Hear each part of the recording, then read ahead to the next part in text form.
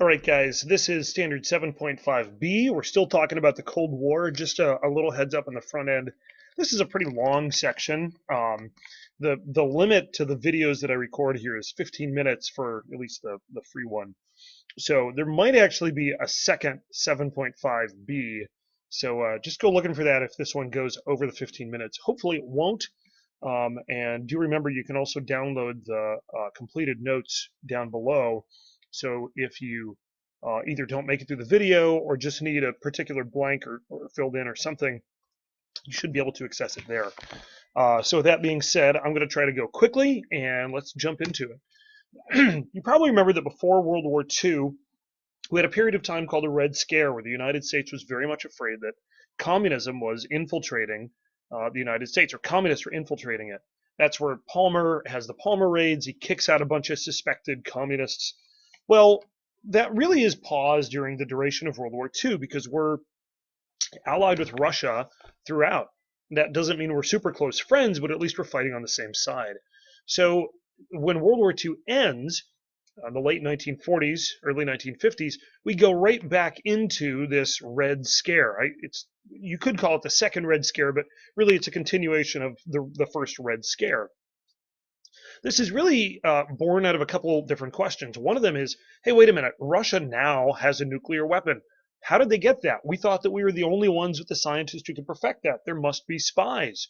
If they have an A-bomb, are we going to be attacked with it? Like, that's a really frightening prospect. We saw Russia become communist in 1917. China becomes communist in 1949. Northern Korea, the communist part, invades the southern part of Korea in the early 1950s. Who's coming next? Are they coming for us? They even, this cartoon, well, I guess it's not a cartoon, but the picture at the bottom refers to something called the domino theory. And that is if one country falls, in this case, they're talking about Vietnam, if one country becomes communist, the fear was the other countries near it would also become communist. And we will actually talk about that in a later section, but that's the idea of the domino theory. This is very frightening to us. On top of that, another reason for the return of the Red Scare is that some people looked at the New Deal and said, wow, the government's grown. The government has more control over our lives than ever before. That seems to be a communist type idea. That must mean, they said, that there are communists working within our government to make us more susceptible to communism. Well, Harry Truman is the successor to Franklin Roosevelt. Roosevelt's dead, and so it's really his administration that's getting blamed for being possibly filled with communists. So Truman conducts a program to make sure that federal employees aren't communists. They don't actually find any, but they start interviewing a number of folks, talking to them, just making sure nobody in his administration is communist. Because of all this pressure on let's get rid of the communists, people start to see the communist as clearly evil and the capitalist is clearly good. So this becomes black and white, sin versus not sin, good versus evil. And it's really going to just blow up over time. We start pumping out propaganda in large numbers, which makes people even more fearful. So you see over here we have the ship of the United States with Uncle Sam on it, about to hit a red being a symbol for communist, a red iceberg. It's already claimed victims. All these countries you see here, China, Czechoslovakia, North Korea, East Germany, and so on, have already become communist. The fear is we are next. There's also an ongoing fear of destruction. Now that the Russians have a nuclear weapon, what if they use it on us? Now, some people would say, I'm too far from a major city, I'm not worried. So posters like this were made that said, hey, don't worry, or actually do worry. Radioactive fallout from a weapon or an explosion like this could actually reach all the way out to your farm. So you need to do whatever you can do to stand up against communism and Russia. Well, it's in the middle of this atmosphere that the Republicans realize they have a campaign issue. You see, they need a campaign issue. They need something they can nail the Democrats on because there hadn't been a Republican president since 1933, and now it's the early 1950s. They now start to say, hey, you're all afraid of communists. Well, the Democrats are soft on communism. Truman might even have communists within his own administration. And the man who is largely responsible within the Senate for drumming up a lot of this fear is this man on the left. His name is Joseph McCarthy. He claims that he knows of a large number of federal employees who are communists. His initial claim is actually entirely unfounded. He almost makes it up off the cuff. And then the press starts to pay a lot of attention to him. Oh, you know who the communists are. You can identify them. And so he decides he's going to dig in and he's going to find some communists. Well, he has to do it using a tactic we call the big lie. That is where we use a huge untruth that's so big and so loudly stated that people ultimately will start to believe it. Now, you might say that would never work, but he'll start to make up details like, I have 242 suspected communists or avowed communists, people we know are communists, who are in the government, and I have them, and I'm gonna expose them. And at first, people say, "Well, that's not true," and McCarthy would just say, "Well, if it's not true, then prove it." Well, they couldn't prove that they're not communists. How would you prove that you're not a communist? And so people start to say, "Well, if you don't have any proof, maybe you are." He holds a number of hearings in the Senate. Sorry about that. I just had a visitor, so I paused it. Anyway, McCarthy holds a number of hearings in the Senate where he calls in people that he thinks might be communists. And he accuses them of supporting the Communist Party. When they claim they're not communist, he says, "Well, I know that you know some communists." And he'll press them until he'll say, "Well, you know so-and-so. Maybe they were your college roommate. Maybe they're your friend. Tell us who else you spend time with when you're with this person." So you would list off a whole bunch of names, and now McCarthy would go after all of them and ask them if they're communists. This gets crazy. Now, he not only goes after people in government, he also goes after actors, directors, people in Hollywood, because he says that's the media. The media is trying to make us open to the idea of communism, and a bunch of people end up on what we call the blacklist. Actors are actually not hired for almost a decade because they're suspected of being communists.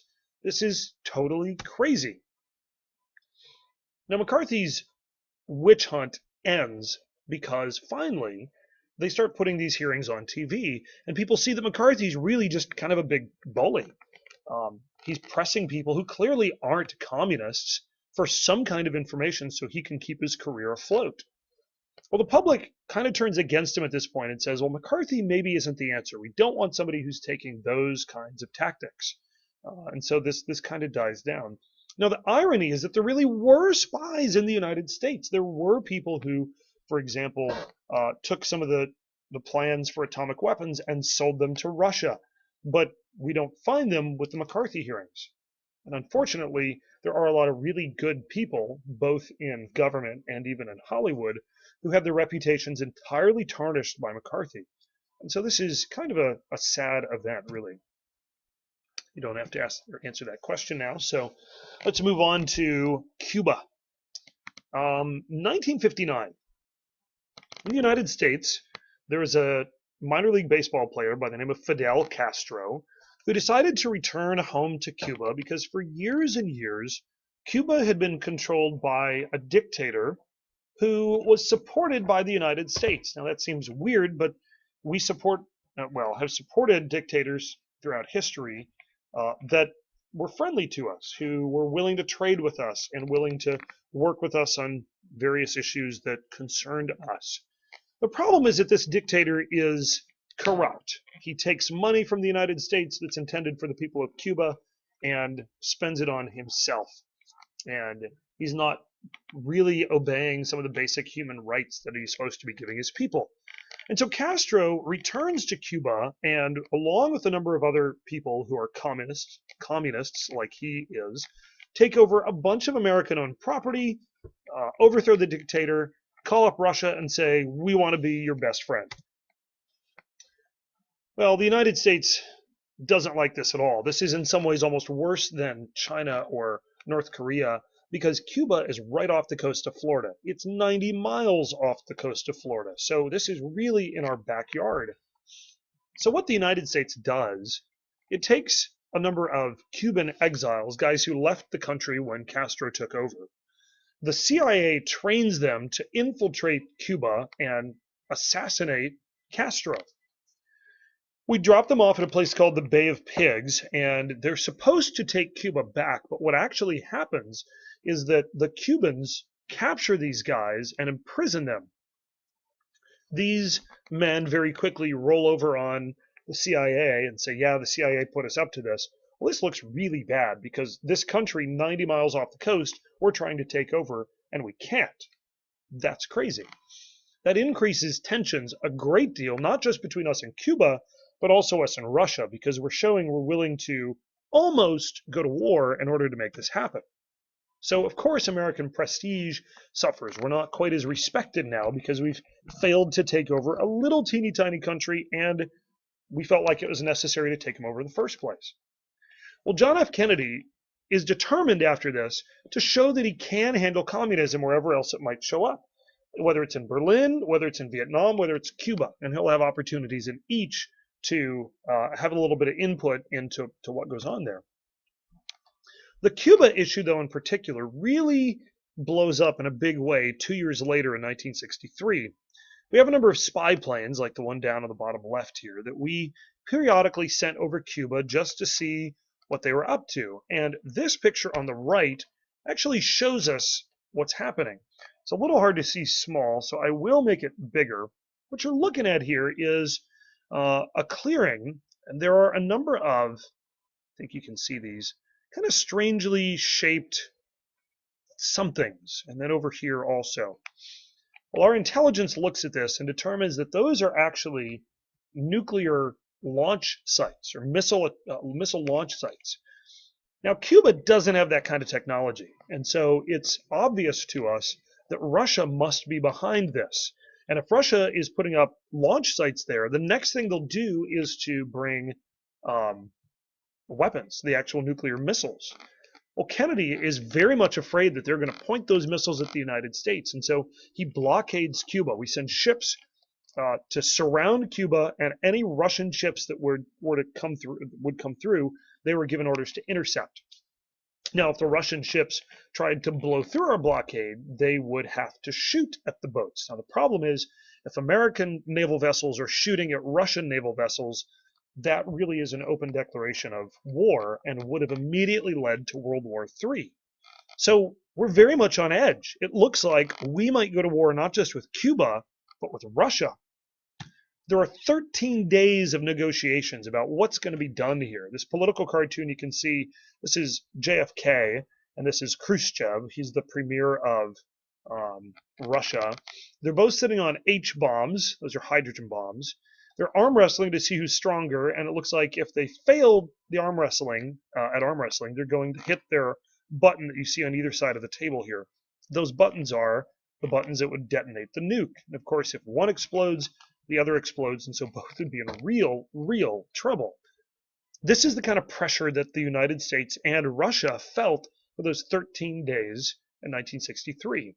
This is the closest they come to actually having some kind of an armed conflict during the Cold War. Fortunately, at the very last minute, the Russian ships turn back around and go to Russia, and the crisis is averted. But it was so incredibly close. I think it's a very fortunate thing that it didn't happen, because I think we live in a very different world today. After the Cuban Missile Crisis, we install a hotline, like this red phone is supposed to represent, between the United States and Russia so that we can have better communication between the two countries. And we also sign a ban on nuclear testing. We can't test in space. We can't test in the ocean. The idea for that is we can only test within our own boundaries of our own country so that we're not scaring the other too much. We'd like to dial down the fears of the Cold War just a little bit.